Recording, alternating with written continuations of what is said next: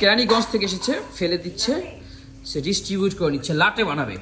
কুমিল্লা থেকে এসেছে কিন্তু আপাতত এসে ঢাকাতে থাকছে কেরানীগঞ্জের আশেপাশে সদরঘাট, ইয়েস, যেখান থেকে আমরা বরিশাল যাই।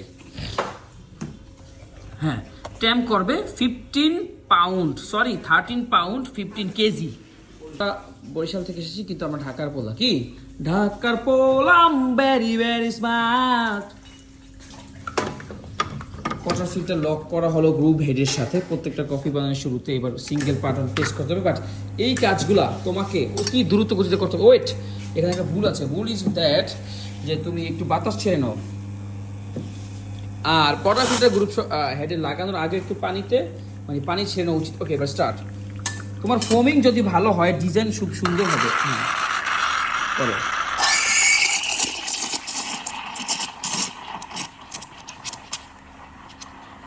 বেকার রাখবা। হ্যাঁ, গরম হয়ে গেলে বন্ধ করো। গরম হয়ে গেছে মনে হয়, ইয়েস।